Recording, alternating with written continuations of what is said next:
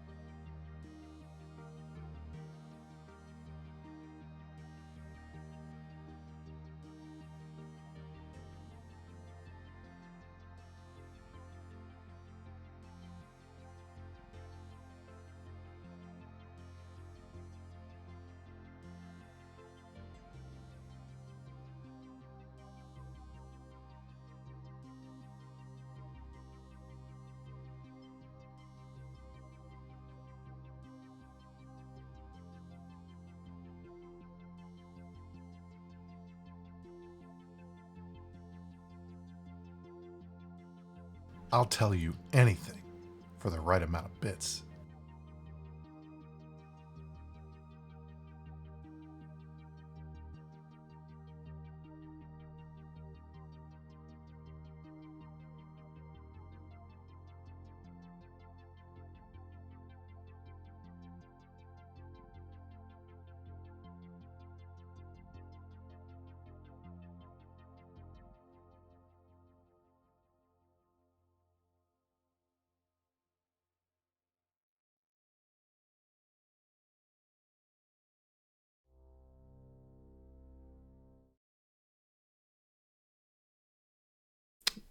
Yo, yo, yo. All right. Hello, everyone. Hey, what's up? Blazing. Guys, this today, a special episode. Actually, I invited I don't even know when it was. Must have been last night. like No. Last before. night, yeah, before. Like, I actually invited you over Twitter because I couldn't fucking find you on any of the typical Discords and stuff. And I saw like you tweeted something out. And I'm like, all right, it's just like I'm just gonna call him there or like send him a message. But like I actually expected, like I didn't expect you to answer because like nobody reads Twitter messages, I guess. And so I wasn't too disappointed, and I already forgot about it. But when I heard you were coming back, I'm like, oh. I have to get him on now. So I just instantly asked Asher, and Asher actually basically sent you over, I guess, right? Well, it's funny. We were actually Asher and I were in mid conversation whenever he messaged him, so it kind of worked out. So we just kind of as soon as he messaged me, I gave him my Discord handle, and then we hooked up. And you know what? Because of that, because he gave me that answer so quickly, I knew you guys must have been talking right then and there. And we were talking about like the war kind of stuff, about like strategic stuff. So instantly I wondered, like, how involved are you now in the war? Right now, I'm just going on fleets and entertaining the masses with talking about the good old days type thing. I mean, I'm so rusty at this game. Like whenever I went on a fleet with Asher, I think 2 nights ago, he was like, "Oh man, lads, you can come back, start seeing battleships and stuff." And I was like, "Bro, I don't even know how to probe anymore. Like, how am I supposed to lead a fleet?" Well, in most of those fights, I mean, you probably don't need to probe anyway. Yeah, that's what they're saying. Like, apparently, it's not as big of a requirement anymore. I'm used to like the heyday, like whenever I was FCing way back when, where like the FC was running 5 to 6 accounts by himself because you had a bridge titan, you had Sino characters, you had scouts for the staging systems, you had a Kovats for getting warp ins. I mean, you had your FC. Like, you just had so much going on as an FC. It's still the same, lads. That's still the same for some groups. It's still the same. Myself in particular, like I've got 6 recon Sino-Walls and they double up as eyes in stages and stuff. So, and then I've got 2 Titans like accounts and so on for bridges. And yeah, but in the obviously in the bigger blocks now, it's much.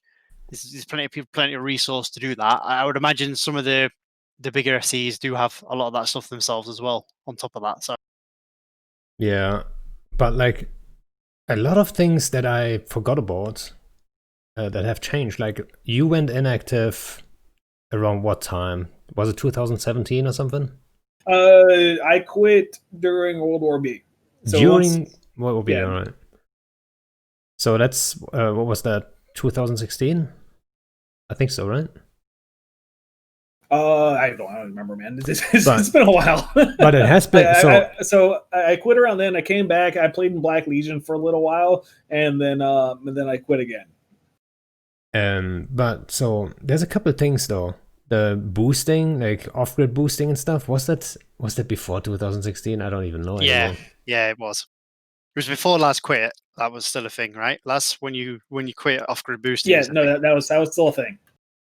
So off-grid boosting is one of those things. Then the whole fleet command structure in-game is also like different because of that, you know. So with the whole probing thing and stuff, that was always an issue. You would have the like one booster on fleet, one on wing. Then you needed like several ones for all the wings. Plus then maybe if you needed it, even a skirmish or like info links for like certain squads. But then you wanted to probe too, and then fleet warp, you couldn't do that, right? That's like, I forgot about all these little issues. Like it's way easier now, to be quite honest. Yeah, that's not, from what I've heard. Like they've made so many quality of life changes when it comes to like FCing. I think right before I quit or after I came back in playing with Black Legion, they'd made the changes to where you don't have to have a fully fleet filled out where you have to have all the squad leaders, all the wing commanders, all the FC, and everyone have the right skills to pass down bonuses. And so that's such a good change because you spent 20 minutes trying to make sure everything was set up right in the hierarchy. Yeah. Exactly. That's a little detail I forgot about that even too, right? Me too. You had to have the squad commanders in place with the right fucking skills. Like imagine such a headache to set up. But at the same time, you could boost off-grid, right? So you wouldn't lose your boosters. You would just warp them on a save and have them boost. And that would be fairly safe. I mean, sometimes like later on, people made them warp, right? Because they probe safe technically. Then it got changed a little bit, and then it got probed and hunted down. Like it happened to me all the time, right? My alt would die. Yeah, I like this version a lot better. That way, at least they're vulnerable, so it adds another strategy or another layer to a fight. Where if you wanted to try and go for those command ships, you can, but you don't have to. Do you remember the CCP character? It was like CCP lull off-grid boosts or something like that in game. Was like a legit character from CCP because they thought, obviously, there was some legacy stuff, right? And they thought this is a really bad idea to have off-grid boosts. So yeah, it's one of those things where you wonder, right? Who came up with that idea? Like, hey, we want to give bonuses to other ships. Who would like? I mean, I guess the idea was not to have it off-grid. It was just a result of tier 3s getting into the game and stuff, you know. Yeah, it was an unintended effect, I think, because before you didn't have T3s that could be unprobable. So otherwise you'd have to stick like a command chip there, and it'd be easily probed out. But the T3s were able to get to the point where they couldn't be probed down so easily without that implant set. So that's when it became a problem. The only real downside of them changing the way boosting works is I used to do a lot of solo PvP, and having an off-grid booster allowed you to take on much larger odds as a solo player, which in Eve you get blobbed a lot when you're just roaming around, especially on stream. That's like the only downside to it, was just not being able to take that boosting alt to get the better fights. Yeah, I missed that question. When you'd be in like faction warfare space and you'd kill somebody and they'd always PM you afterwards, did you have off-grid boosts? And ask you that question. And you'd always be like, no. Yeah, but true solo guys would hate on that, right? And I never really understood that part, to be quite honest. Like when I was like, I did a lot of solo PvP. I think from 2012 till, I don't even know, 2014, 15, 16, something like this. And I would always have my scouts in a boosting Tengu or Legion or whatever, right? And obviously that just enables me to take harder fights, right? So yeah, I could fly without links, but I look way more engageable for what I have with the links, you know? So I'm still in a rattlesnake, but with the links I can take on more, and I still probably get the same kind of fight. So, and then I never understood why people hated on it. I'm like, you know, you can do both, but it just works better. Yeah, the only people that really hated it were the ones that would actually come in 1v1 you, and then they wouldn't. A lot of people, there was like a big discussion in the solo PvP realms is if you bring a boosting ult, are you actually solo? And that's where the hate came from, was that you have like the diehard true solo players where they run no boost, et cetera, and then you have the people that are running boost, which the boosts were a huge benefit. Like extended point and scram range was massive in 1v1 fights. But at the same time, you know, the boosts are a big advantage. But I would say, like, if you prepare for only the good fights, you know, you don't bring a boost because you just want to one-on-one. You're not getting one-on-ones, right? That's a rare thing. It has always been a rare thing. If you solo around somewhere, you're never gonna have a one-on-one, really. That's like out of 100 times. I mean, depends on the space, maybe in low sec in certain spots, but in general, you always fight 2, 3, 4, 5 guys. That's very common, right? So to then hate on that extra link, I don't know. I always found that to be a little bit, you know. Yeah, like it didn't really have any foundation. It was just people griping to gripe because they lost to someone with a booster all at once. There's no real foundation on it. Yeah, those guys probably never had. I mean, it took a long time to skill a proper booster too. Like a tier 3 with like full links, all skills and shit. It took a long time. So those guys probably didn't have those, right? They didn't have the option. Maybe that's why. I don't know. Yeah, I don't know. Like the big ones, like especially in low sec, you have like Sniper Bros and the guys that he flies around with, where they're running Dead Space Fits with the boosts, and then they basically go in 1v1 inside the complexes. And if you don't know who he is, then or the people that usually fly blinged out like that, then you just get completely destroyed. And a lot of times you'll spend a long time looking for a fight in low sec, and just finding a decent 1v1 or dodging a group of players, and then you'll get that fight and just get deleted and just get pissed off and quit. So I think that's where a lot of the hate came from. And like when you came back the first time, I'm not sure how long have you been playing again? It has been like a little while since you like dipped your toes back in, right? Oh yeah, it's been a while. And there was some controversy about like you came back and then you weren't in Goons anymore because there was some ESI check bullshit going on.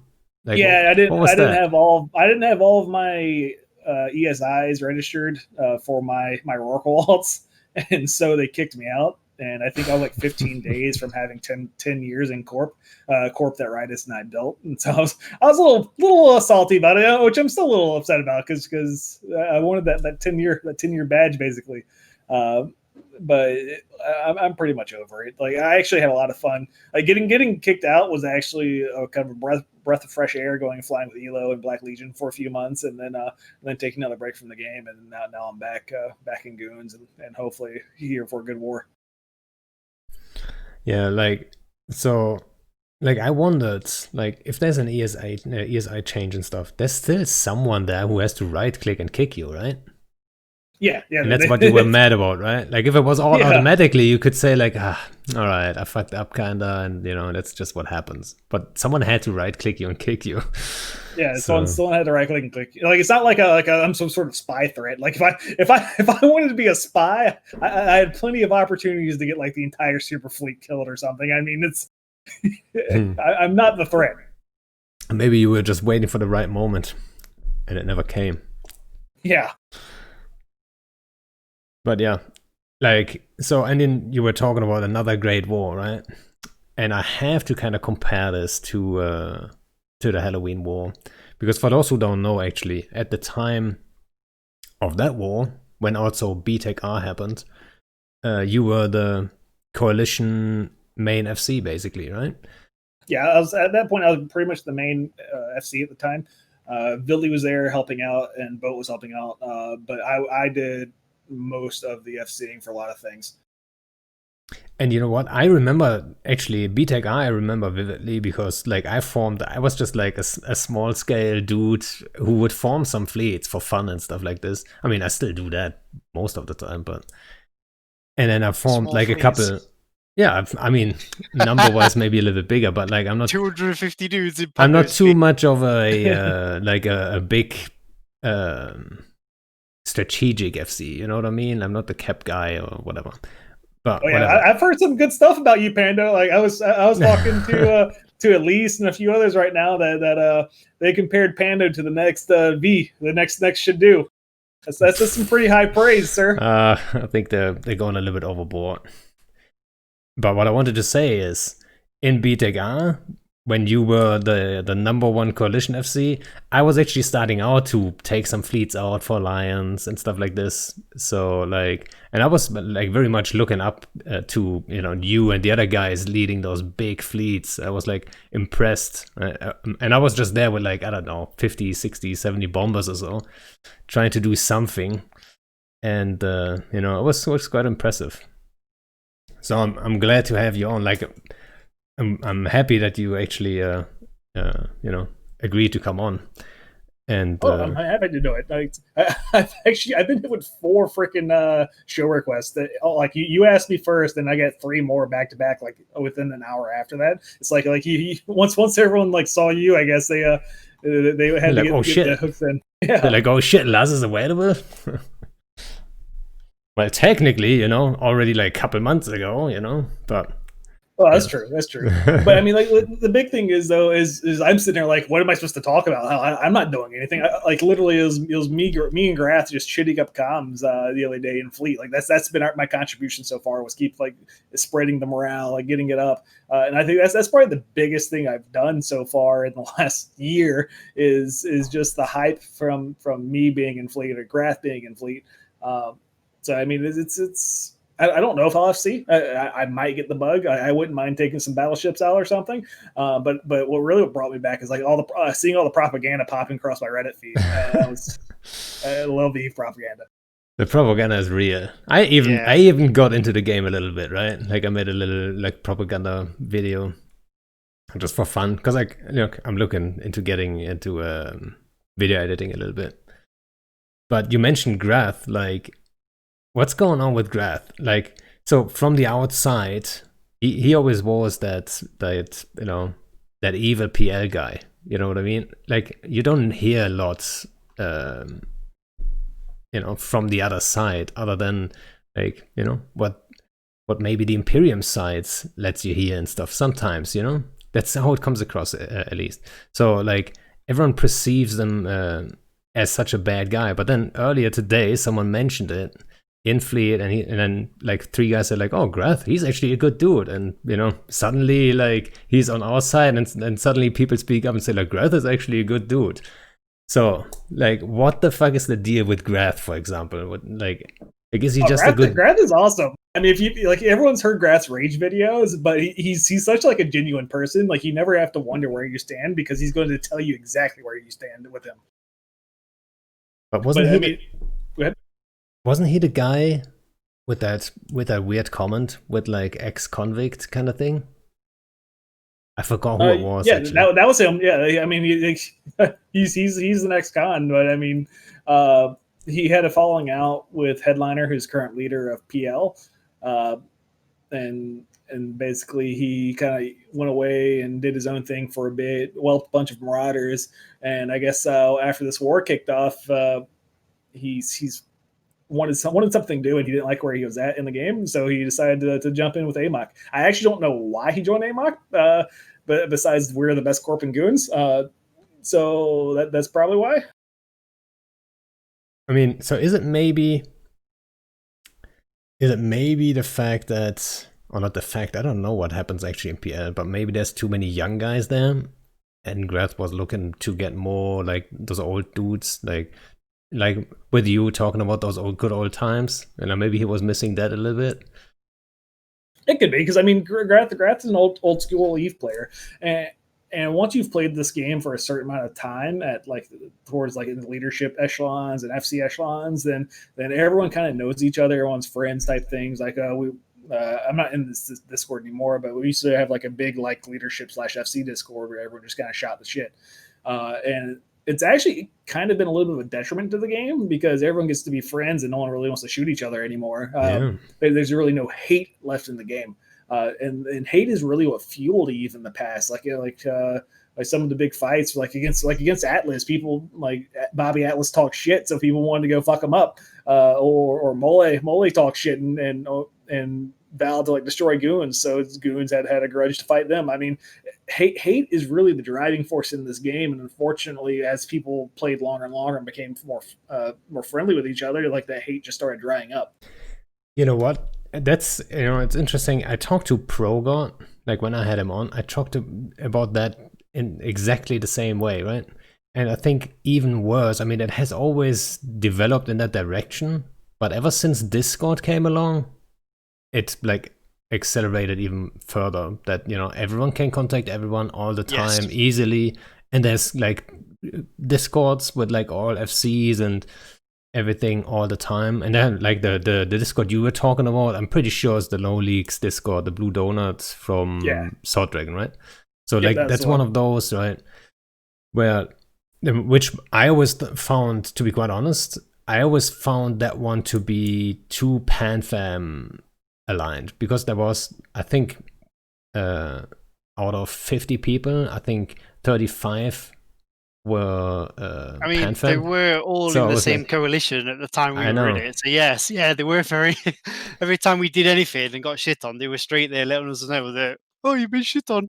Yeah. So I always stayed out of that one. I joined it once because Sword Dragon said like they wanted to do a CSM feedback.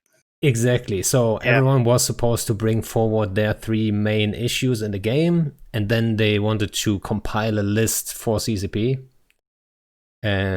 with like what all FCs think. And I thought like, okay, that's a good idea. Might just go somewhere. Let's have a look, right? But it turns out. Sorry, Pando. Is the Blue Donut still going as a Discord server, or? I don't even know. I don't know either, because Sort's obviously quit, hasn't he? So... Sorry, you were saying, I interrupted you. Apologies. Damn it, Kendarr. Say it again. What was it last? Oh, no, I'm giving them shit.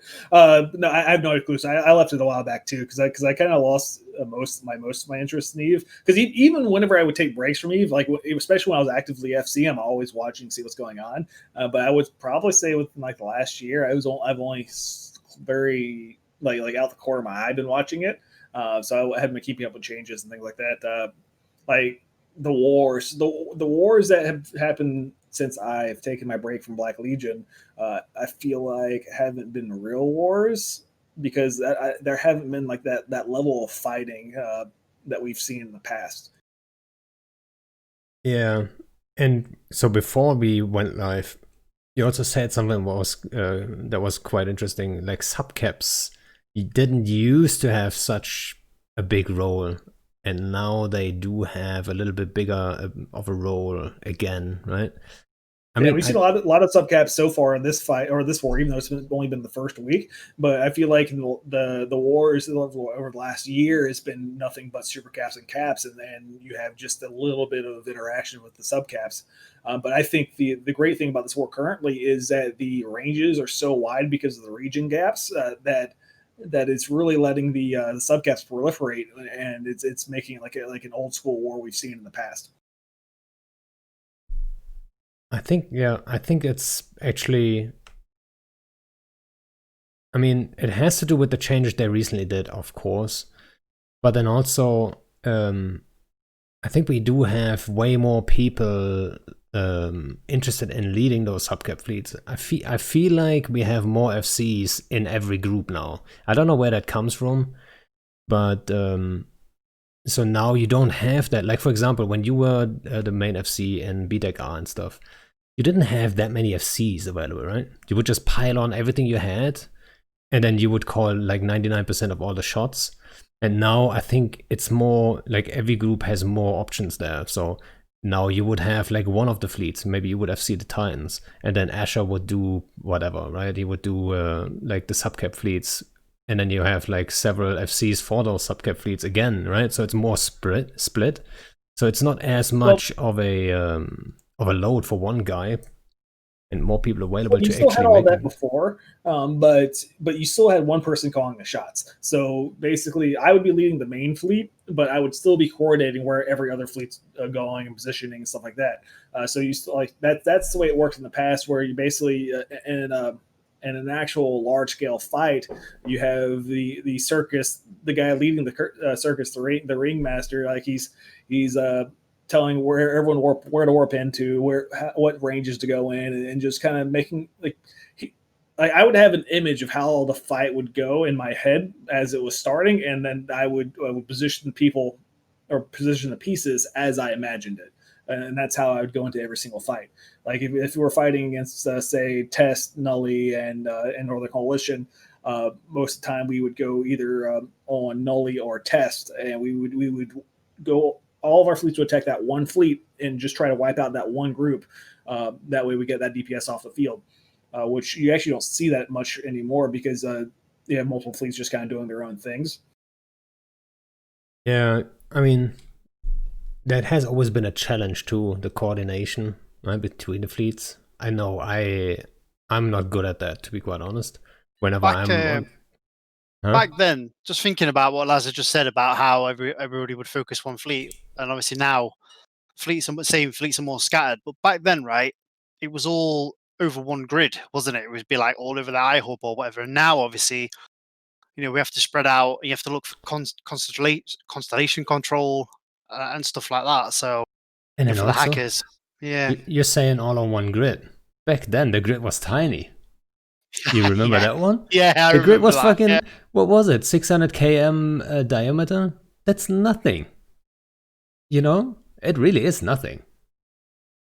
It was like ridiculous that it was even a thing. Now thinking about it. Yeah, it was, wasn't it? Today's environment, like that, the old grids were tiny, and you used to be able to manipulate the grids where you could stretch them and make it shorter on the other, and then you could grid fuck fleets as they came on, and you could just erase them as they had too slow, but they were on or off the grid. So I mean, the game's changed so much since then. Some of it's for the better, some not so much. I mean, we have like the new jump bridge system. The new jump bridge system is crazy. Like it's so good. You know what? I agree. It's way better than what we had. But there's a couple of things that annoy me, right? So CCP has been always talking about like, oh yeah, player build stargates. And everyone's like, okay, that's kind of weird. Obviously, Stain guy fucking starts dreaming about a gate from Stain, but that's not what they meant. They meant the jump bridge rework, right? But so if it's stargates, why is it that only the guys that own it can use it, right? It's not like normal stargates. And then if it's stargates, how can it be that you can aggress and then still jump it, right? That's another difference. So like, I feel like that shouldn't be like that from a small scale perspective, at least. That shouldn't be a thing, right? If you Well, for sure, aggressed, you can't you've join. always been able to aggress and jump through jump bridges. So I Jump think bridges, exactly. Yeah. So, but they said it's gonna be closer to a star gate, right? So jump bridges could also be bubbled, and you couldn't jump if you're bubbled. Now you can. If you're bubbled, you can. Like a star gate, you know what I mean? So they take that from the Stargate, but they take the other side from the jump bridge, and they take the safest version of both worlds. And I'm not a big fan of that part, to be quite honest. But I mean, on a large scale thing, it doesn't matter for us right now in the war, you know. But for small scale stuff and so on, for small gangs and stuff, I feel like that plays very much a role. That you can throw a bubble, tackle something, and then, you know, start a fight over it, whatever it is. Might be a rocker, might be a whatever, right? Yeah. So I feel like there's content being lost on a small scale. 100% there is. Not just on a small scale, right? One of the things I used to love back in the day was you might be sat on a Titan and there's a fleet navigating them through their space through a jump bridge, and you'd eyeball the POS. Can we tank the POS, and the fleet? And then as they came through the bridge, you drop on them. And it's like, you know, you could bubble them. They wouldn't be able to crash the bridge and jump back through like the kind of gate. Yeah, it was, you know, Yeah. that was really nice. Yeah, I think both of you guys are probably too young to remember the old domination passes where they'd be full of domination medium artillery, and the attacking fleet would come on, and the gunners would just erase the entire fleet using the artillery on the passes. It was those were, because that was also the time with AoE Titans and things like that. Yeah. So the passes used to be scary, like real scary. So is there really a difference between the jump gates we've got now and the pre-Phoebe jump bridges, lads? Because the big thing's the AIDS, man. You don't get AIDS anymore. Like being able pre-Phoebe you didn't, did you? Phoebe was the Phoebe. Yeah, was the whole, because that was the Eye of Terror, right? In Goons was what it was called, I think. We haven't ran out of liquid ozone going through a bridge yet, so there's that. we used to have to travel with haulers and refill the bridges as we went. Fair enough. No, now you can fit so much. You can have it on for like ages. It's quite nice. But yeah, because I mean, I used to like we'd get stuck at a bridge. I'd jump my Titan full of liquid ozone and just to get the fleet through, and just leave it on the pass there. Like it's. Like a lot of things have changed, and like I said, some of it's good, some of it's bad. I mean that comes back to the Lynx comment that Panda made. Like that's crazy that these bridges didn't support a full fleet of battleships or whatever back in the day, and you had to travel with a hauler to refuel them. Like, why in CCP's eyes was that good game design? A little. I mean, nowadays you'd say that, but then back then it was probably, you know, it was good game design. Same with the Sinos, you know. The exact same thing. Imagine Sinos have never been, or have always just been on Recons, and then suddenly CCP comes out and said like, yeah, now every ship can have a Sino. People would have lost their fucking minds. There would have been like riots and jitter and everything. But because it was the other way around, people still lost their minds, you know, for no reason really. So yeah, I'm not sure that's a good change because a lot of times, like for you to be able to get like your caps in and stuff, you need something that's going to be heavier. Like you'll Sino in your carriers first, so they can light a hard Sino. But now that nothing can fit the Sinos, your caps are getting spawned all over the place if they do make the jump. Yeah, I mean CCP did say as well they want to do some work with the Sino, right? Because it's very untouched. It is quite legacy. I know we had the recon change. I'm a little scared of CCP touching the Sino anymore. Yeah, but like they're talking about formations and stuff, like you should be able to jump in a specific formation with your fleet and so on. So, but they previewed it at one of the Vegases, but they never went any further. So I think the Sino changes were like phenomenal though. Like I really like them because like now if you fly, you know that Recon is the only ship that can light it, so you're prepared, you're ready to like, and then you don't have to fear that every single ship is that bait ship. Even that, like, just think back at the double, triple plated maulers and stuff. Like a fucking 10 mil ship, they can just spawn super caps on your head. It's just back in the day, the Sino Kestrel was the scariest ship in the game because you had a remote Doomsday. So the Kestrel would light a Sino, and then the Doomsday could be projected through the Sino, and then just erase the entire grid around the Kestrel. That's ridiculous, right? I mean, so I'm glad it changed. that's bad game design, right? This ship that's not even on grid can destroy your entire fleet. It was terrifying. Well, back then there was only a handful of Titans, right? Yes. Yeah, And there's then only a they- few Titans. And they only expected there always to be a handful of Titans. That's the funny part, right? There will always just be just like those few, right? Yeah. But yeah, same with Citadels, right? I think they should have learned from Titans and Supers and applied it to Citadels. Really, I mean, they clearly only expected there to be like so and so many keep stars, for example, right? But people build keep stars and 40 stars everywhere, all over the place. And there's just way too many. Part of that is the same problem with super capitals. There's way too many super capitals in the game now, and they have really no way to kind of bring them or take them out of the game. And so you just have this huge mass of Titans and super capitals where you can't really balance them anymore or balance the game itself because there's just so many of them. Yeah, you know what? Like one of the ideas that I forgot who actually had it. Might have been my idea, to be quite honest. But someone said at least Supers and Titans, they should have like not an expiry date, so they would explode at the end of it, but they should lose like bonuses, for example, over time. So if you don't bring it in for whatever, right?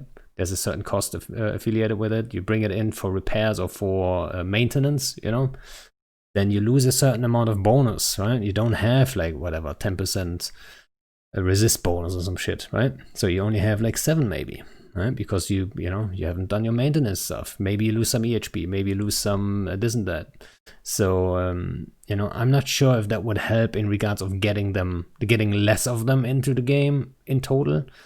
Well, that's the problem is that there's so much money in the game now that you can't balance it around that. It's just like when they first released Titans, like, oh, these are going to be so expensive that not many people are going to have them.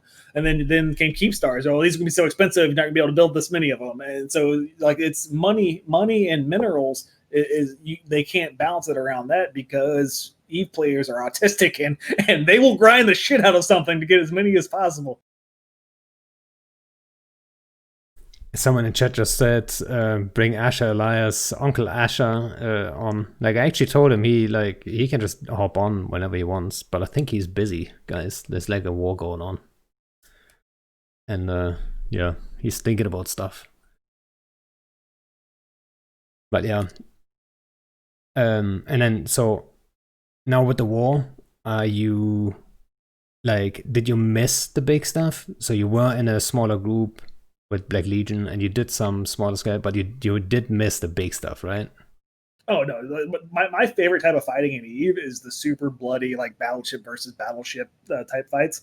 Like the old battlecruiser versus battlecruiser era was one of my favorite eras. I mean, the old remote rep battleships meta that was a really great meta. I mean, anytime I can just brawl like T1 battleships versus T1 battleships, so like I'm down. I hated the Tech 3 meta. I mean, just I like big bloody fights. I think we all do, to be quite honest. But what is in the way of the battleship meta? What do you think? Why aren't we like battleship on battleship brawling everything out in this war so far? ADCs are too strong. Right now, ADCs and the mobility that hacks offer is what's keeping everyone out of battlecruisers and battleships. Yeah, it's just a mix with hacks, right? Like if you look at the Munin, it's so fast, so you cannot whelp an entire Munin fleet, no matter, like even if you try it, right? It's very hard to whelp it all because they can always burn out of bubbles and whoop off. Yeah, we were fighting one today, and that was exactly it. Our FC was calling "get bubbles on it, get bubbles on it." And I'm like, dude, they were aligning out, burning out, and I'm like, dude, the Munins, right? They just go so fucking fast, and I was screaming for like our webs to web their anchor and stuff, and they're just so fast, and so many got away that it's just like, yeah. Yeah, I mean, even if you web the anchor, if the FC is smart, he just sacrifices himself, tells his fleet to align to a certain celestial, and then they just warp out. I mean, the FC dies, but I mean, then again, if it's not a good FC, which happens a lot, the bad FC will stay tackle and let his fleet just burn down around him. So, I think hacks are just kind of broken right now. I think even if let's say they fix these problems with hacks and they make them useless, I still think you wouldn't see a battleship become even dominant because I still think fighters are too strong when it comes to hitting battleships. Yeah, I think it's fighters, but I also think it's still bombers being in the way, Yeah. right? So you don't want to Yeah. spread out. I don't know about that though. But 'cause when apparently, it comes there's to- not as many bomber FCs left in the game that are actually like good with bombers. yes, that's correct. There isn't. There isn't many left. It's hard to pull But- off. It's not just that either. Like, a good argument for that is, the Imperium uses jackdaw fleets, and all it takes is that sorry, all it takes is that FC, sorry, to be in the right place with his jackdaw fleet. And if they're bombing the hacks, all the guys in that fleet can F2 the bombs away with the anti-bomb launcher, right? So. So there is that counter, that one button counter for all that effort the bomber FC goes through to set up his bombing run, to get his guys in the right place, get the hostile fleet in the right place, issue the fleet warp, tell everyone to bomb, and then all the dudes do on the other side is, well, F2, your bomb's gone. See you in a bit, mate. I mean, you're also starting to see that that because of the Munin meta, that the Tech 2 production can't keep up with Munin. So you might actually see a complete shift into the fights to be a battleship heavy doctrine now, as people whelp a few more Munin fleets and they can't source enough Munins to actually fill a fleet. So you're going to you'll start seeing the Munins go away for some of the alliances that are dying, and you'll see them have to bring back Feroxes or bring back some sort of battleship doctrine, just because they can't replace those hacks, those tech 2 holes. Yeah, we actually took out a couple battleship fleets because, I mean, one disadvantage of battleships is actually, getting places. It is a fucking pain in the ass if you have to travel further than 5 jumps. Which is Even with the interesting. warp speed changes, which you also must Yeah. love, right? Coming back, ones? and then the warp speed changes in general, right? I haven't big FC'd change. yet, so I haven't really felt it yet. I've spent Oh. most of my time trying to figure out how or where I'm supposed to be going. Like the entire fleet knows where they're going without like a destination. Like, I know the destination we're going to, but people are warping the complete opposite direction of little yellow gates, and so I'm sitting there like, all right, where the hell am I supposed to go? I guess I'm waiting on Nash to fleet warp me because I haven't downloaded GARPA yet, so I don't know where all the jump bridges are. That's it, yeah. So that's what you say that then, Panda, right? But then you got jump gates, and my opinion as an FC with battleships is the battleships are a doctrine that has to be bridged somewhere and then bridged home. You don't travel in them. Yeah, Because if you travel in them, it's very painful. But you can use jump gates, obviously, to get where you need to go, and Titan bridges. And that's what I wanted to say. Like now, we have like all of Pantheon is in like next door almost, right? Like it's one jump bridge or one Titan bridge and a gate away from us, so we can actually, just because the fights are close by, we can actually use those battleships and give it a shot. And the question is, what battleships work in this meta? Well, we're using Baddens. Like, Honestly, I think like all of the key battleships you've seen in the past are going to be viable. yeah, I think I agree.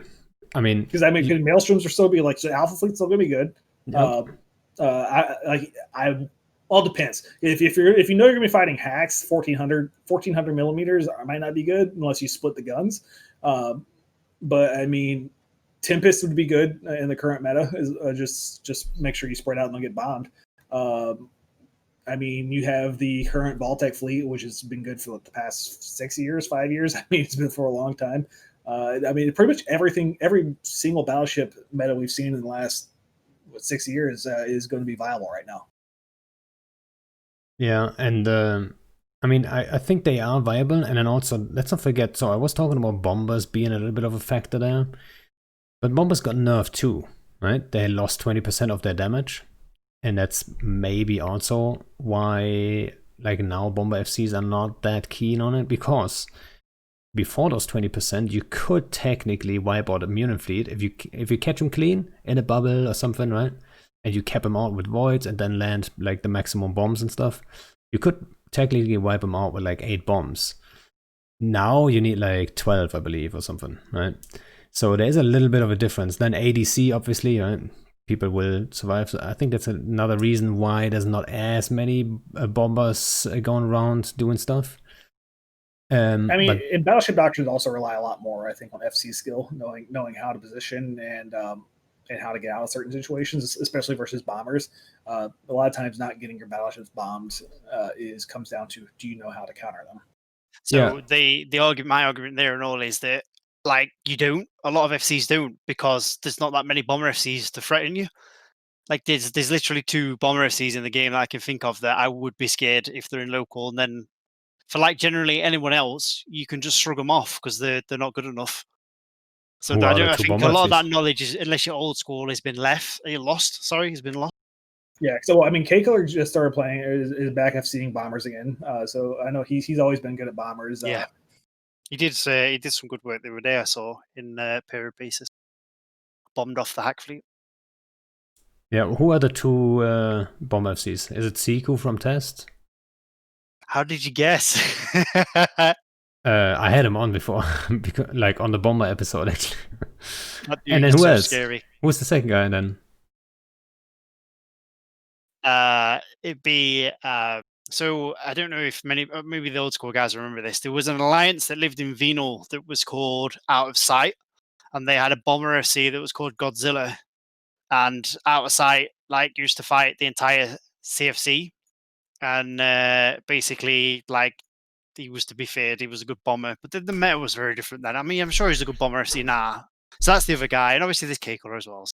You know what's funny actually? Now that you said Out of Sight, you remember the fight in F7C? Like it was one of the best fights I've ever had, I think. Where actually Shines lost his Titan. Yes. Weirdly enough, we lost the Titan, and we still go back to that line. Yep, that was worth it. It was good fun. And Out of Sight actually opened that entire fight for us, because originally we wouldn't want to engage because we were outnumbered to shit.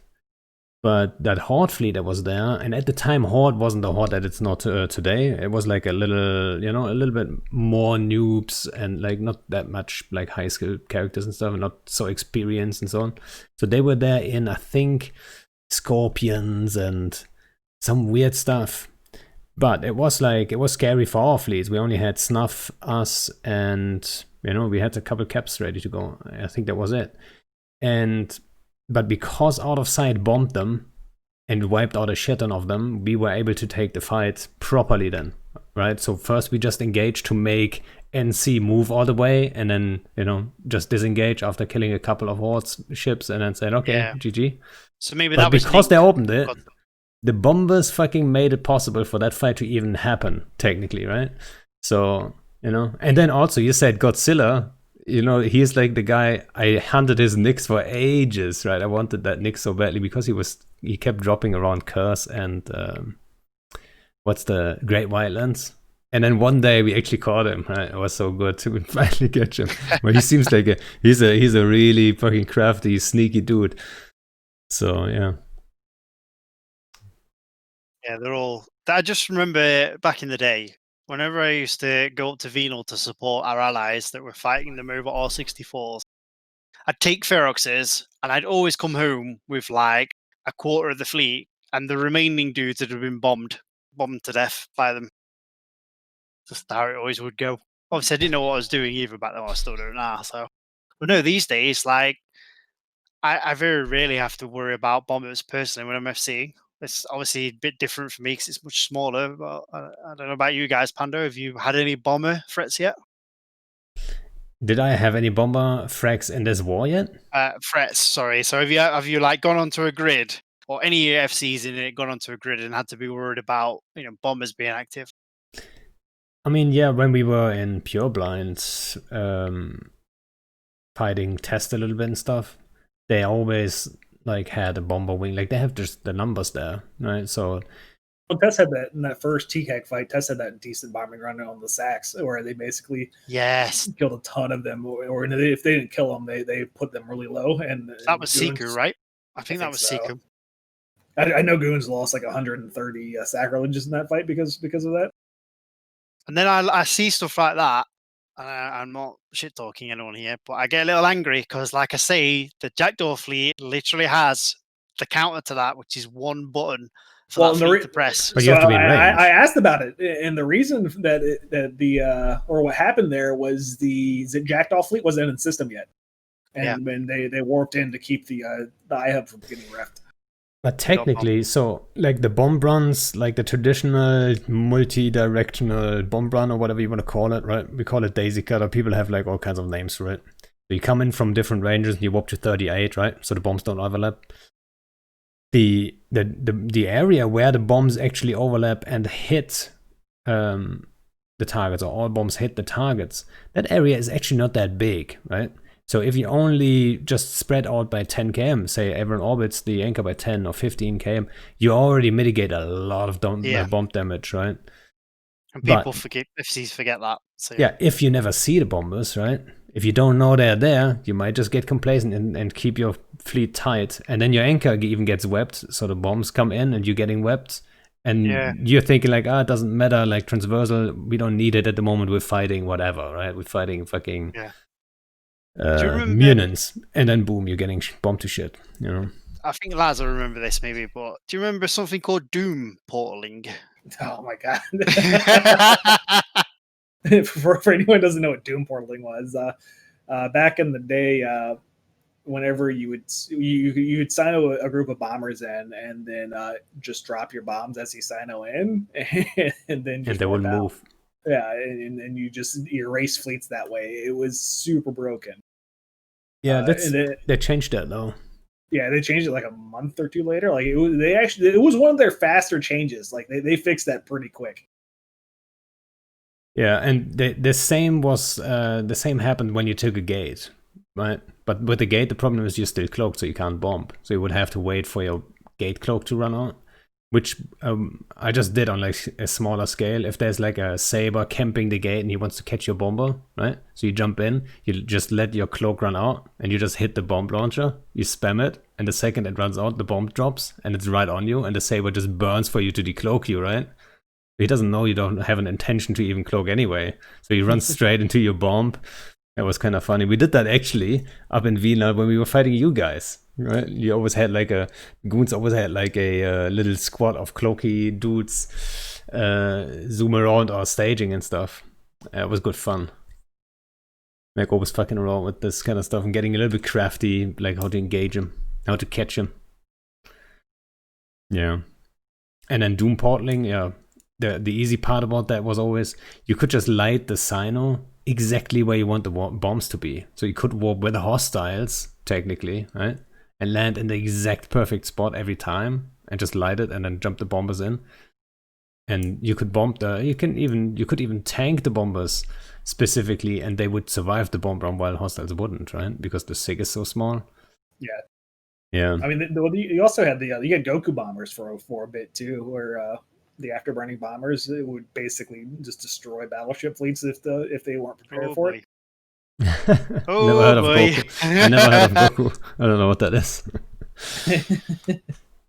No, I'm just kidding. I am very aware of Gokus, but yeah. Called Stukas is what he wants to say. No, as long as you don't boosh around, they're called Gokus, right? Yeah, okay. I mean, that PGL was the first one to run them, so I mean, as its first person to run them, you get naming rights, man. Yeah. I mean, that's what I'm saying, right? So as long, like, after burning bombers, that's Gokus. Right? If you then start like bushing the entire fleet, and you try to do hit and run kind of stuff, then we call it Stukas, right? That's a question for Laz then. So I'm sure Laz, back in the day, you probably spent hours and hours in EFT or a long time, yeah, or whatever the other one's called. But what would you say doctrine wise is possibly your claim to fame? Like, what did you come up with that got implemented and worked well, if anything? Sorry, Elise was messaging me. I had to answer. Elise ran off. What was the question again? So, like, what doctrine did you come up with back in the day, or what idea did you have, like, for a fleet that worked really well when you implemented it in the game? I think I know what you're going to talk about, so that's why I'm trying to lead you into this. I honestly have no clue what you're talking about. Probably like the best thing I did right before a fight was a versus NC and Company and Fountain. We're flying Dominixes at the time, and we were getting completely shit stomped by NC because they were flying, I think, Tengus, and they were assigning fighters from motherships or super carriers from their POS. And so what I did was I signed in the Dominix fleet with triage Archons But I also brought an alt and a Navy Apocalypse with nothing but smart bombs, and so I baited all of their fighters in onto our triage carriers, put my Navy Apocalypse at 0 on them, and I killed, I think, 30 motherships worth of fighters. And as soon as they died, they warped off. All the Tengus just bailed because they weren't going to win. And I think that was probably the biggest thing. But also, I was the person who created like the super tanked Web Loki and Point Proteus for shield fleets. But I'm not sure what were you referring to. So it's one of the. It's perhaps, I don't know, Laz, if it was you that did it at first. I'm fairly sure it was. I think it was the Fountain War, and I was just a line member. And that I think you were fighting Test, and you got everybody to fit like a scram and a web, and put blasters on the megas. Oh, blaster megas! Oh my god, that was one of my favorite fights. So the only fight other than that one, like subcat wise, that I like more than the PNQI blaster megas, where we warped at 0 and just completely destroyed an APOC fleet, was the Lazimo and 3WE. Where it was my Baltics versus three hostile fleets, while the other fleets had to slow boat through tie-dye to get to us. But no, the blaster megas. I was waiting that entire war to do that, or with scrams and blasters. Like blasters are my favorite weapon system in the game. What do you know about the ammo changes that they did recently? I did not. So they made short range T2 ammo, like super. They gave it a buff, made it super powerful. Not super powerful, I would say, but yeah, it got a damage buff, so it's like it's way more worth using it now. So now, I don't know, a Blaster Mega, you probably can get it easily on 1.2 with just like 2 mech steps, I guess. I don't know, to be honest. Maybe 1k damage?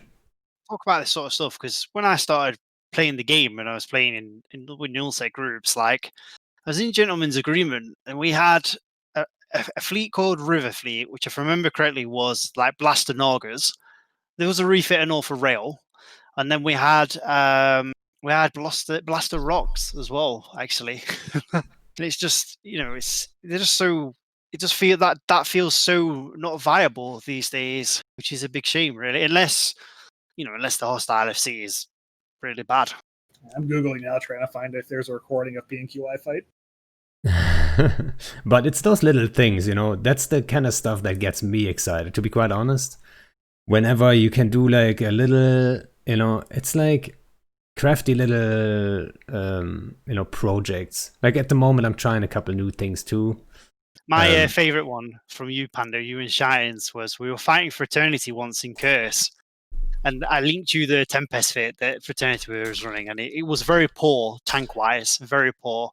And in it for, I'll tell you what, we'll smart bomb these guys to death. And you bought like 4 or 5 smart bombing Mercurials and landed on them at 0 and tried to smart bomb them all to death.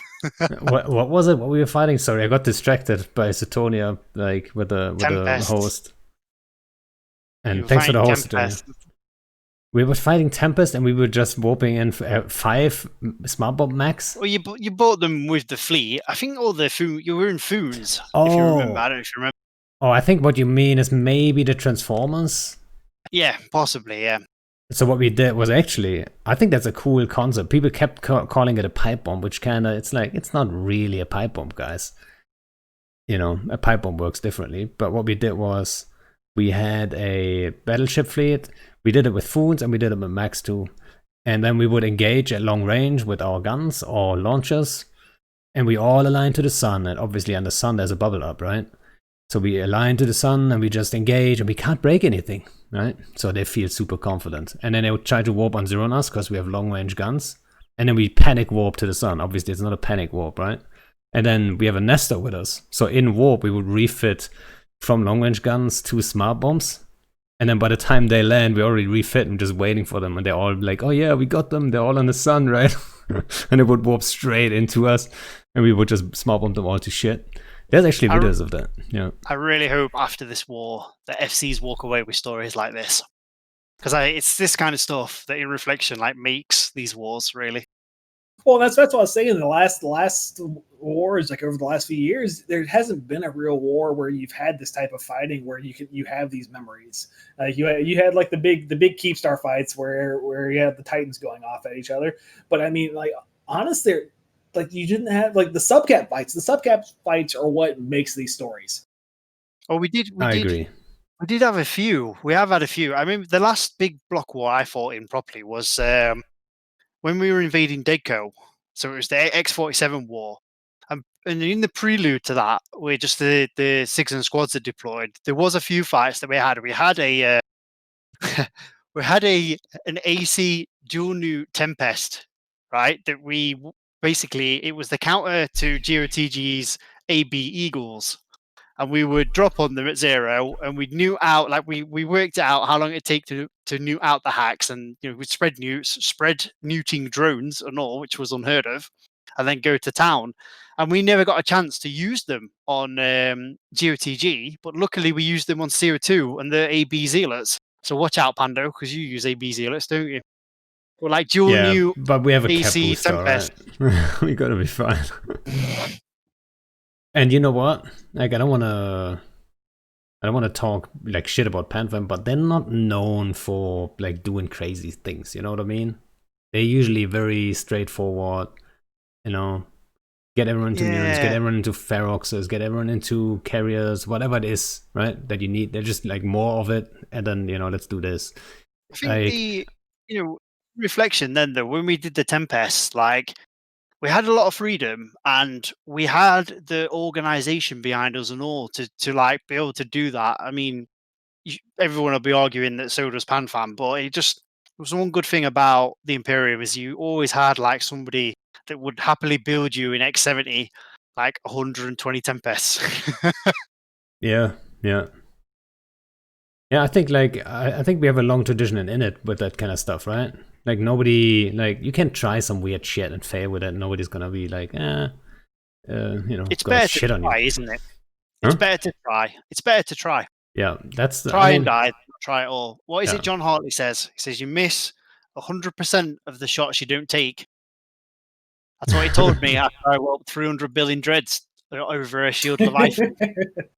Kendarr, you miss 100% of the shots you don't take. Oh.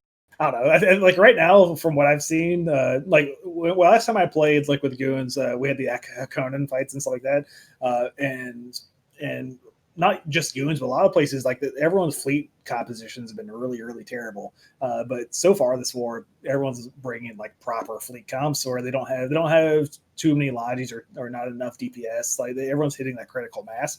Like the only thing I would like to see improve, like Goons ball type fleets, we're bringing too many Balgorns. And Balgorns are supposed to be support ships, not like more too many Balgorns.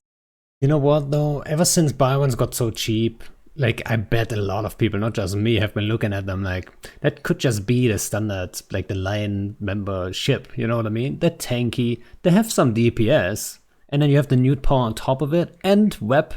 I mean, come on, it's not a bad ship like all around. If you have like 200 people in fleet and they're all Balgorns with like a couple of logic, it's not that bad. Why would you go with let's say Apox and then like just 10 or 15 Balgorns? We tried this. They didn't work. They didn't work. If you have too many Balgorns, you don't have enough DPS. You have to have the mainline DPS ship, and then you have the Balgorns to support. So if you have too many Balgorns, you're not going to have enough DPS. Yeah, I mean, point is obviously it's not full newt Balgorns, right? It's like you're going to fit some beam lasers on that thing. So you will have some DPS. It might not be overwhelming DPS, but with all that newt utility and the web power, especially in the hack meta, it might not be a bad deal at all, right? That's all I'm thinking. Like, I'm just confused I'm not confused, but like, I'm surprised nobody actually did a bigger attempt at it. That's all I'm saying. But especially then again, right now in the Unimeta, Balgorns fire the worst damage type to fight against mutants. Zealous, but we still use them. Well, I never said you guys were smart. I mean, come on. Oh, the TD. Yeah, all right then. Yeah, sure. Keep shooting thermal at mutants and scimitars. That's fine. I mean, as long as you alpha them anyway, you know what I mean? It's Yeah, not but that critical point comes much sooner for you than it does them. I know. But at the same time, you have the TD, right? Like, it's a legit thing. So they need more I mean, if mutants to your hit argument you. should You be have more well, EHP. your argument should be, well, what's better that you runs the TD sound? Yeah, but the mutant meta is so much better than the Tech 3 meta. Like the Tech 3 meta was garbage. Like it was there was not a lowest point in subcap meta than the Tech 3 meta. I agree. Except for maybe the Ishtar meta. Fuck the Ishtar meta. Oh no, I like Shield that. Ishtars. Oh come on. I mean, let's not talk about like there's the Ishtar meta and then there's the Finger of Death meta. You know what I mean? So without the Finger of Death, where you could just assign all your drones to one guy, I think the Ishtar meta was actually good fun. Like we were having a blast with them, and that wasn't too bad at all, to be quite honest. I mean, think about it. It takes way more skill to fly shield Ishtars than Munins, right? So you have to position yourself, then your drones. Your drones can be countered. You can be countered, obviously, by getting killed and stuff. So it's like it's a little bit more. Because I think you're a lot more vulnerable in Munins than you were in Ishtars. Because Ishtars, you just drop your drones and make sure you don't fuck up kiting. But they're not as fast, so it's way harder to kite actually. And people could get under your guns without being on your ships, right? They could just sit on your drones. I mean, to a degree at least. I mean, the tracking was insane.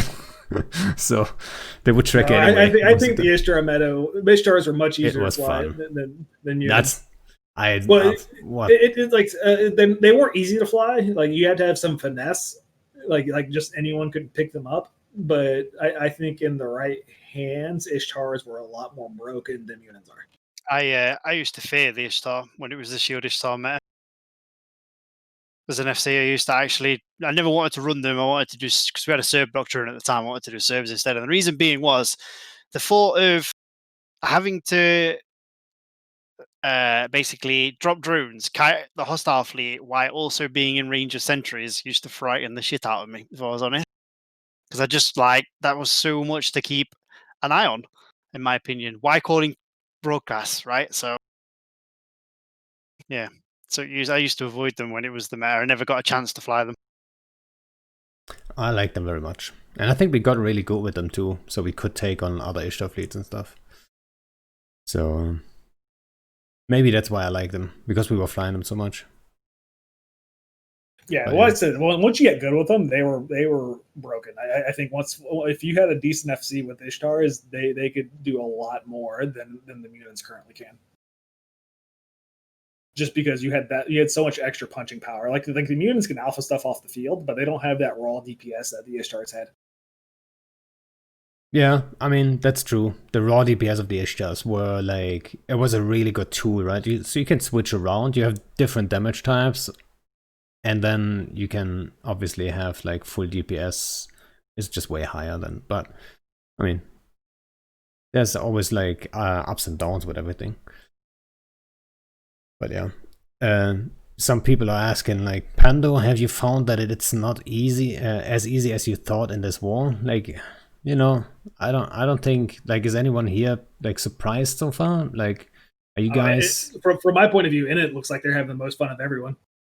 Yeah, I think we're doing really good, to be quite honest. I don't want to say we're gonna win this war and it's gonna be easy peasy or any of that shit, right? We're quite outnumbered number-wise, but the fact that we can use Supers and Titans, which Panfam doesn't have down there, it opens it up for us to actually fight back. And actually, we had some success. We had some failures too.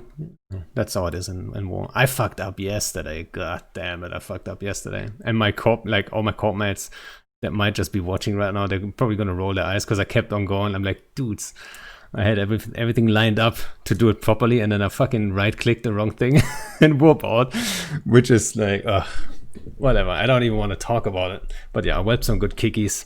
And it was just dumb. But, it's those little mistakes. When you fly, low EHP kind of ships, and I would actually count Munins into that, right? They don't have a shit ton of EHP. If you get caught off guard, let's say you get bombed on a bubble edge. Their tanks, their speed. Yeah, exactly. So if you fuck up, it has to be a major fuck up, though, with Munins. But then you can lose an entire fleet. We've seen it before, right? You can lose them all. That's a way bigger risk than, for example, with battleships. You know, a lot more things have to be in place if you want to wipe out an entire proper tanked battleship fleet.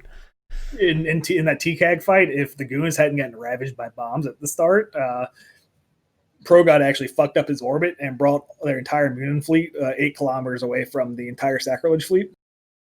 Oi. Yeah. And mistakes happen on, like, everyone does mistakes. Yeah.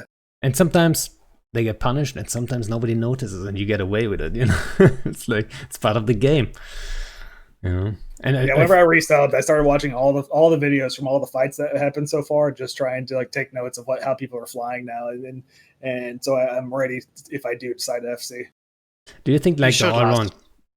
Yeah, you should. I think you would love it. But also, would you think the overall skill for FCs went up, or do you think it's pretty much still the same? Like most FCs are kind of like, I don't want to say no lifers, but you know. They're the type that it's different now. In the past, you had like a handful of big name FCs, but now there's a bunch of smaller FCs, and I think that was kind of bred by the Entosis system. So you have a lot of FCs that have some experience, whereas before, when you had a handful of big name FCs that handled all the big fights, so no one in the game right now, besides like the old school guys, have as much actual combat experience. And I think and when people ask me how do you train an FC, you can't teach FCing to a person. They have to just go out and lead fleets, and so that experience makes a huge difference. Yes, everyone used to ask me when I was FC director in Goons, like, how do I learn to FC? Teach me to FC. And it's like, just FC. Just go out and FC and do stuff. And you'll learn. Slowly, fastly, you'll learn. Because you'll make mistakes and you'll never want to make them again because it punishes you and it punishes your fleet. Well, and you feel get really mad bad at me about it. Like the only thing you can really teach is proper target calling. Like, don't like back in the day, you'd have people like primarying Hicks and stuff instead of like going for the DPS ships or the Logi ships if you can't break. I mean, like that's the only thing you really teach is target calling. But when it comes to like actually intuition and ship positioning stuff like that, you just have to go out there and lose ships. Yeah. And I think sorry, go ahead. I was going to say, it's like you guys were saying that like probing isn't a thing these days. And in my opinion, it is a thing. It's a massive thing, but a lot of FCs don't do it anymore. Like a lot of FCs won't probe out a position on the grid and get themselves set up so they've got that beautiful warping, because that warping is everything, especially in like 10% tie-dye, and then you get your fleet in the right position and off you go. Yeah. And since we're talking about like new FCs, La Loca Fappuccino, or also we call him Fappy, he's in chat. And like he switched actually from Warmod Space to Nullsec, and he had to get used to Nullsec, and he's stepping up in this warp so far. And before the show, we actually were talking about like how much you have been involved, and then I said like I'm not as involved actually as I expected to be. So I'm pacing myself, and there's like we have so many good FCs actually that are doing all this stuff. Like I'm not even needed at the moment, right? I'm really not. So and then Fappy is one of those guys that just everyone's like, oh, actually, he's a really good FC. So like he's getting used to now flying like 100, 200 man fleets instead of like smaller wormhole fleets, and he seems to be enjoying it. I think all our guys are. So. I used to catch a lot of shit from some people in the big wars because I would do some of the grinding, but I wouldn't do a lot of the grinding, and that way I wasn't burnt out when it came time for the big fights. But a lot of people get kind of pissy because they feel like you're just coming in for the big fights and stealing the good fights, really. Yeah, there was a lot of that back in the day in Goons, wasn't there? I remember Jay was FCing a Tengu fleet once, and Villy turned up, and I was like, "Right, Jay, give me the fleet. I'm going to do this." And, I would never do that. Like, I would never steal. Like, if the fleet's already, I would never. Like, I would form my own fleet. Who was the Sky Marshal at the time? Blorf. Blorf was like, "Oh no, it's fine, Villy. Jay's got this." And Jay went in and kicked. It was NC actually, and kicked NC's arse. I think we were in Real Tengus, and they were in Apox. I think at the time, I can't remember. Yeah, I think that's a no-go, right? So there's like some fights that I feel like I mean, it's probably the same in most groups where like certain level of FCs, like it's all like, it's like we have like I think 5 levels, right? And certain levels have access to certain tools, right? Not everyone can call for super caps. It's just how it is. So if a fight escalates to that degree, then maybe someone would take over. But in general, like it's more like a team effort, right? So you would try to help them out if someone else is already out in a fleet. But yeah, stepping in and say like, oh, I'm going to take over right now. I don't remember ever seeing that, to be honest. Now I think it's a massive dick move too. But because there's so many fights right now, we don't even have to fight about this kind of stuff. So, plenty of fights for everyone to be had. But there's definitely a lot more FCs in the game that have experience now than there was whenever I was in my prime. Yeah, and then there's the catalyst and all that. Like war is the best catalyst for FCs because they're going to undock, they're going to make mistakes, and hopefully they're going to learn. Yeah, and so we were talking about people that want to learn FCing. So what do you think is like one of those FC qualities that might be underrated, to be honest?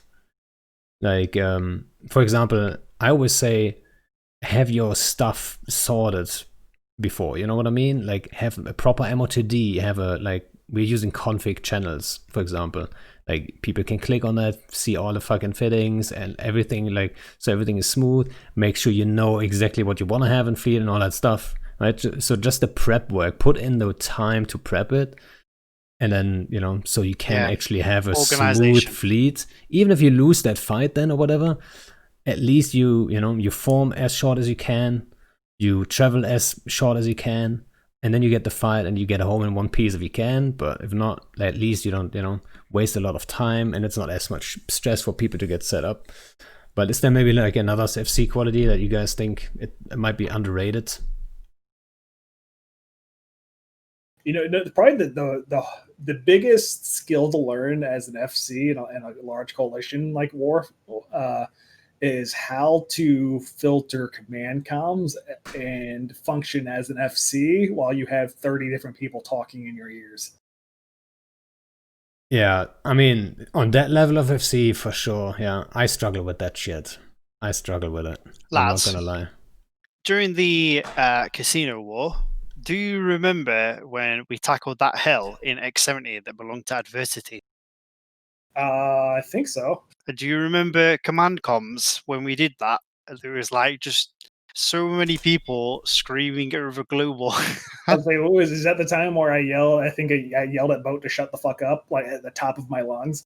I think everybody always used to do that, but yeah, there was you yelling, Sildra was yelling, Boat was yelling, and it was very it was a yell fest. I used to have no chill when it came to the global command comms. I would literally yell at the top of my lungs for people to shut the fuck up because they're talking like they're chatting like it's just a regular channel, and then there's the people that are reporting stuff you need to know, but they use 10 words to describe something when they just need one word to describe it, and so like they have to write you a paragraph just to tell you that there's 8 hostiles or something next door. Yeah, I know that problem for sure. And you know what's funny?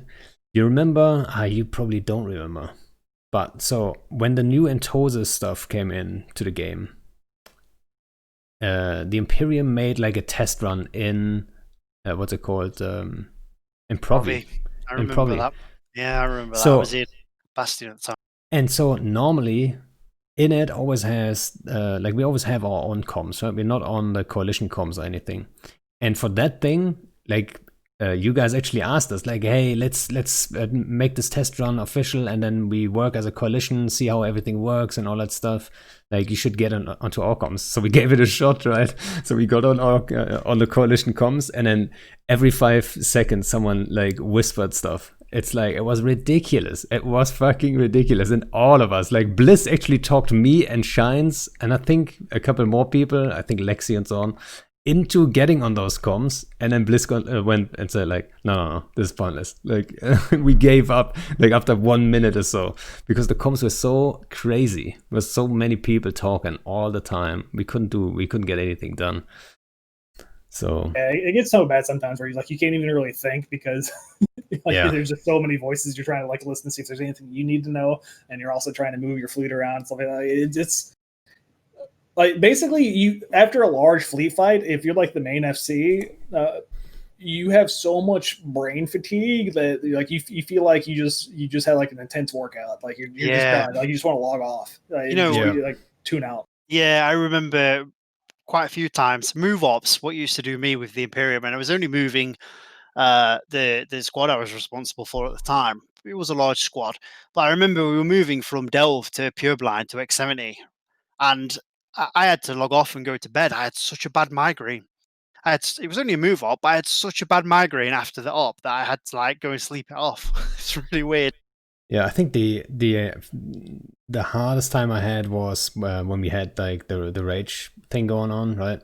So when we invicted HK, and I had to fucking run circles in bush ravens for an hour straight, and it was just on the armor timer when we didn't have that much backup from goons. I was still stressed out. What are they gonna do? Right? Everyone expected them to be those crafty, crazy dudes and stuff.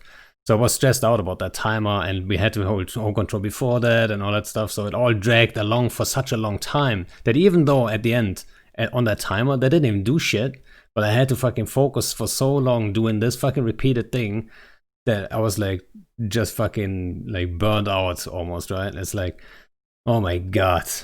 I mean, a good example of it is the ping that Alpha Star pilot sent out today after the op.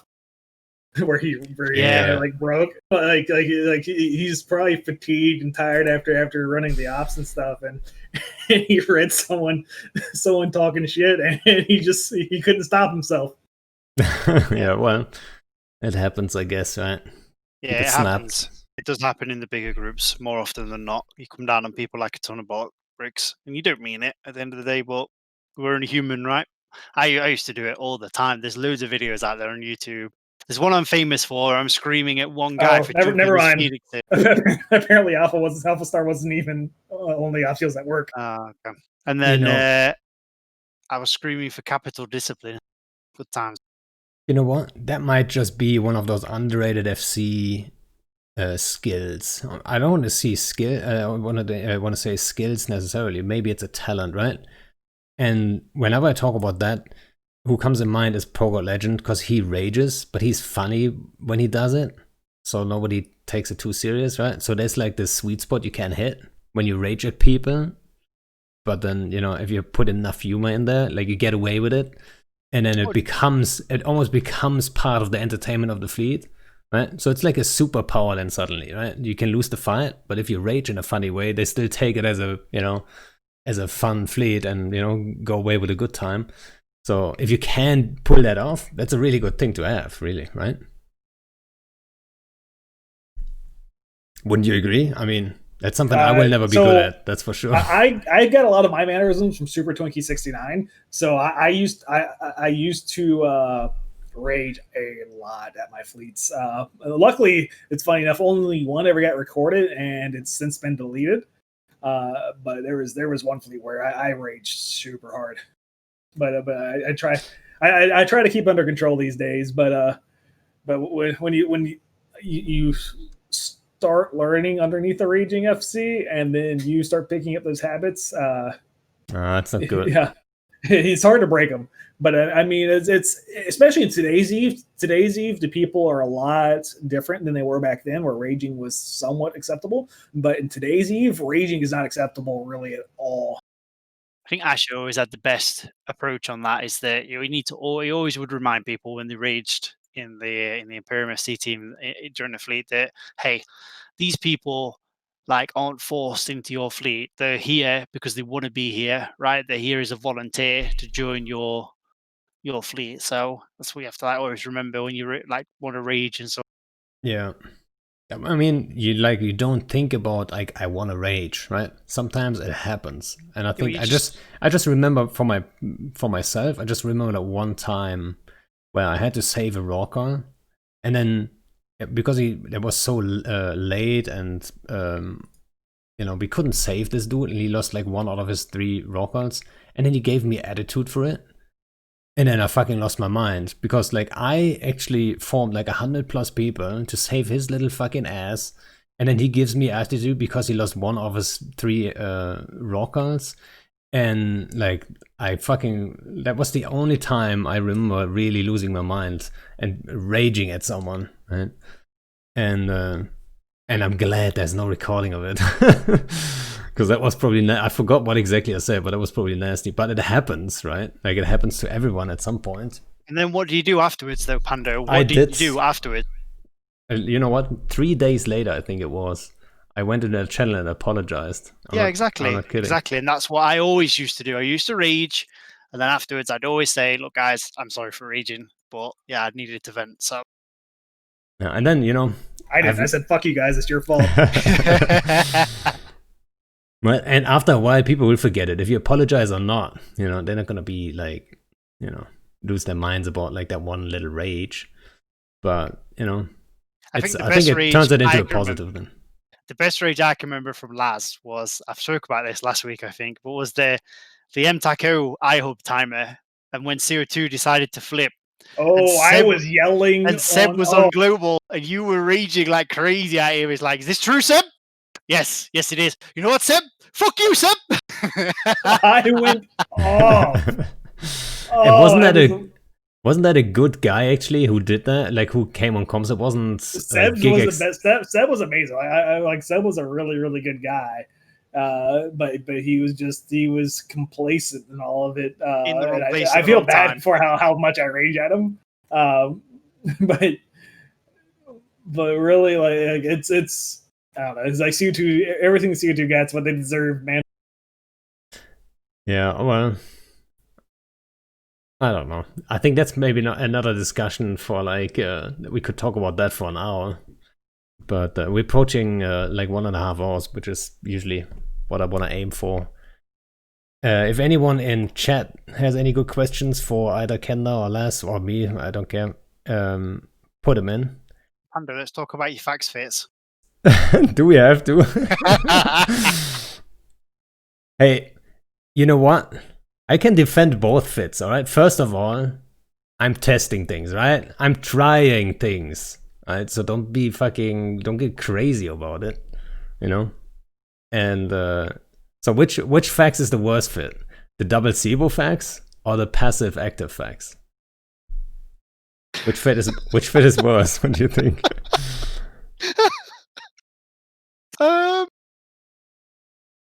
Let's just move on. Any questions, guys? Because we'll talk about this for half an hour. When is Laz joining in it? Well, I think Laz is happy in Goons. Maybe one day. I'm happy to be back. Fappuccino does it feel good to be back? Yeah, honestly, I think my favorite part about being back is there's so much new stuff that I kind of feel like a new player again. Like once you play Eve long enough, you're not good at everything, but you kind of know how everything works. But there's like I have this kind of like these blinders on where I'm trying to relearn the game, and even stuff I already knew before. Like it's still new in my mind because I have to relearn to do it. But I've just enjoyed going on fleets and talking, like, because it was like me, Grath, Mittens, and Asher all shitting up comms while we're sieging Fortizars, like, and just the whole community, it makes this game really awesome. Pando, who is your favorite Init line member and why is it me? I don't know. I forgot the reason. It must be you, I guess. Good old Brisk. Can you talk about Dread Bomb scenario where it's 200 Dreads versus 50 Titans, 50 Super Caps, and 50 Fax post EHP nerf and Fax nerf? There's not been a Dread Bomb, right? I think everyone agrees that it's scary to fear Titans now, and 200 Dreads, that's a good number of Dreads. So if you fear 200 Dreads, I believe on 50 Titans and 50 Supers, you probably get your worth of kills out of it. You probably, 50 Titans, that's also a lot, right? Let's not forget. And Supers now have another Fighter Bomber squad, so the kill speed is a little bit higher. So it's like the numbers you set out there, it's like a 50-50 chance. If they fuck up though, like you can kill a shit ton of Titans, I think. 200 dreads get some work done for sure, and you will see dread bombs. We expect them every day actually. We're ready. Like we're just waiting for that to kick off. Like hostiles have a shit ton of dreads, so you will see dread bombs in this war for sure. Right? And we will lose some Titans, I'm sure. But are we gonna kill enough dreads for it? I hope so. Alright. I don't want to miss any questions here. When will Willy lose his Komodo? I don't know. Does he have one? Maybe one day. It's quite tanky, that thing. So he's probably not going to be primary in an all-out fight. Or maybe he is. We'll see.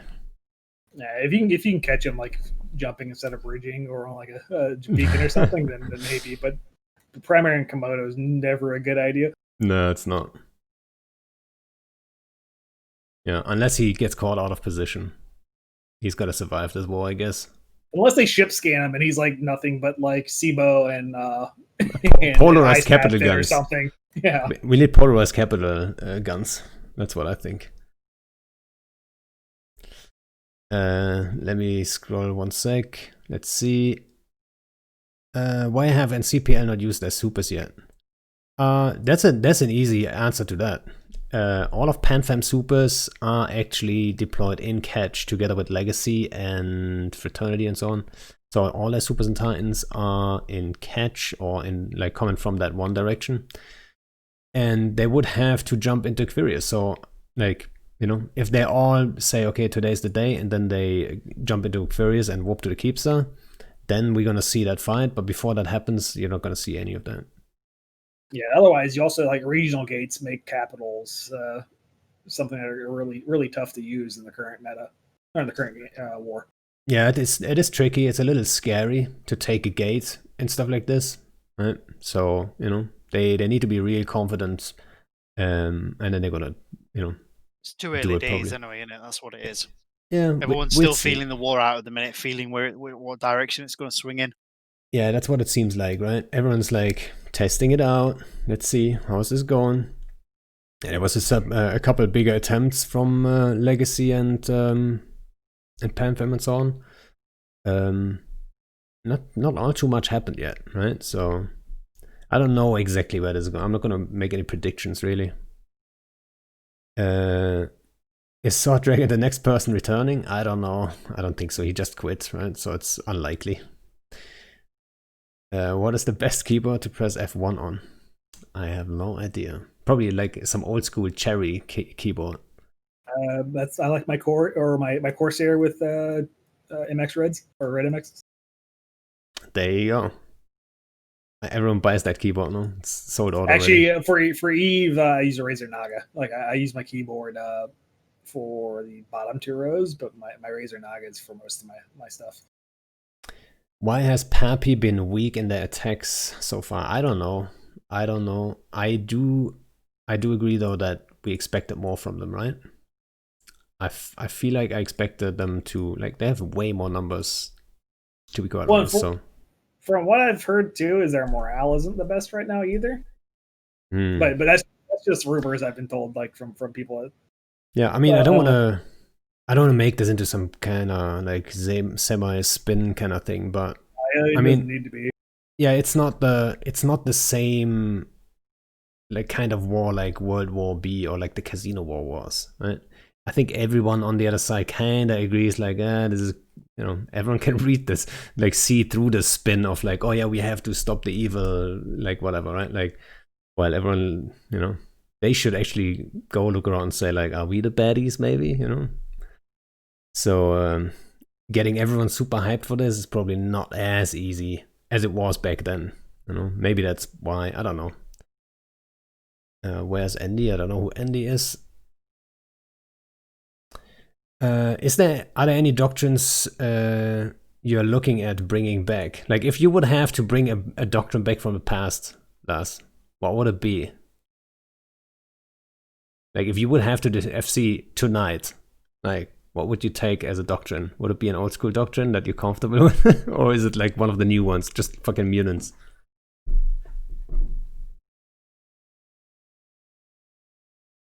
Did we lose Lars? I think we lost Lars. Pando, how much do you sell cormorants for? 5 mil, guys. They're high quality cormorants.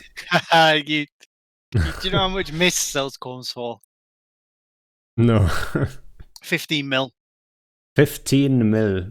I mean, all fitted, faction fit corms. I don't know, dude. I don't know. I just saw some Reddit stuff, so I'm reading what's on Reddit. How did it feel to drop the caps? I didn't drop the caps, actually. I was out doing some anti-atosis work with like a new kind of doctrine I'm trying to test out, which is bush killers.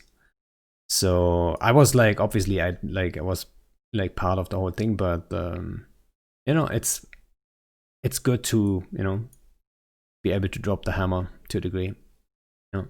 Especially like the CTA was important for us, I feel like, because we needed to know what we have and then, you know, field everything.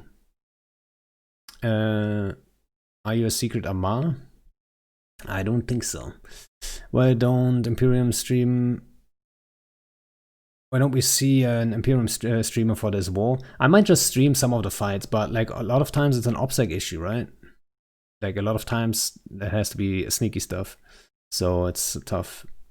I always remember boat streaming, and you'll always be streaming command comms.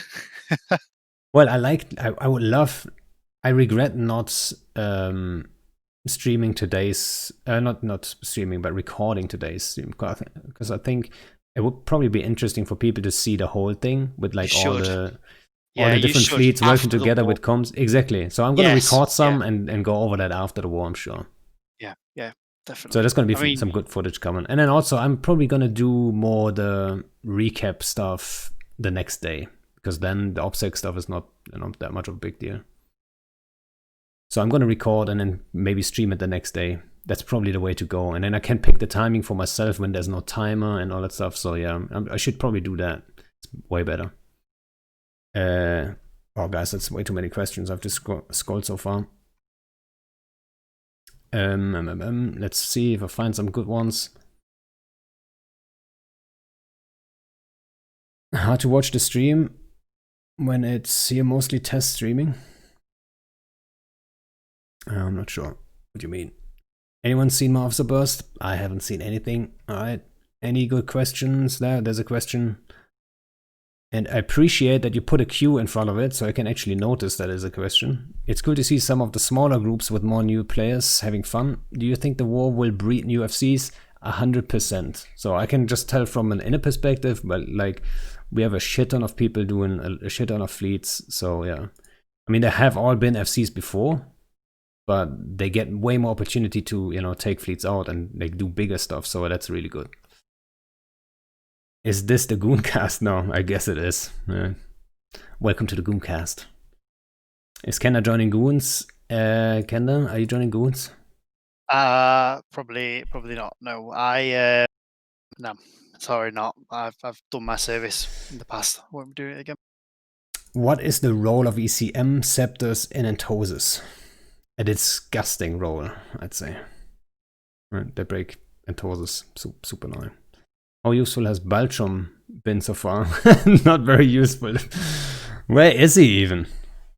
Where even is he? But, yeah. Why does that name ring a bell? Baltrum? He streams. Yeah. He's a good dude. He's a low sec guy doing like smaller scale stuff. Okay.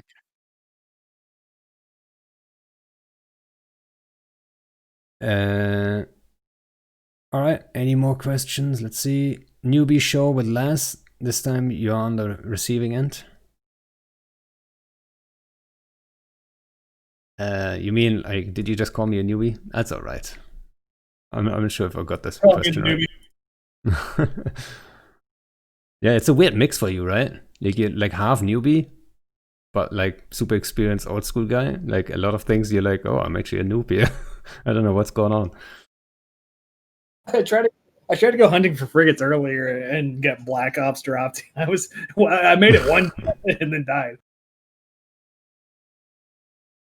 Yeah. Suetonia is actually streaming a lot of and I think I have not seen much of it, but I check in every now and then. He seems like to be very neutral. So, you know, if anyone wants to get like war coverage, like Suetonia is streaming. Most of it, at least. And he has a shit ton of alts in all the places. That's really good. does Last Miss Gigex. He's my favorite person. There you go, guys. The favorite person. Alrighty, guys. I think I covered most of the questions at least. And I would say we cut it right here. And guys, thanks for coming. Much appreciated. And yeah, I really enjoyed talking to you guys. What's my favorite ice cream? What's it called? I don't know what it's called in English. So that's going to remain a mystery. Alrighty, guys. Then everyone on stream, thanks for hanging out. Thanks for the hosts, Sutonia. Thanks for the subs and all that stuff. And see you guys on the next one. Or should I end with the thingy? Maybe I still have it. Since it's the Gooncast.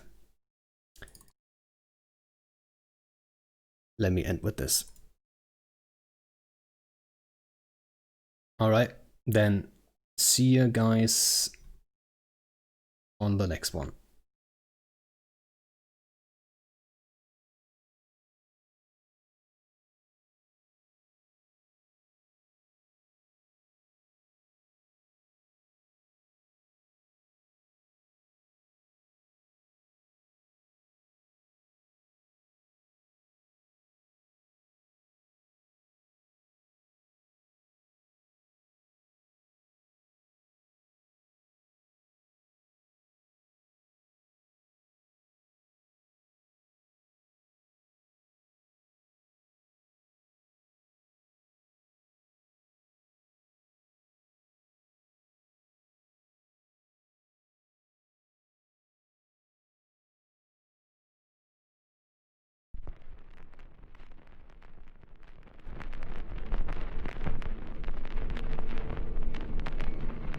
I have a rendezvous with death.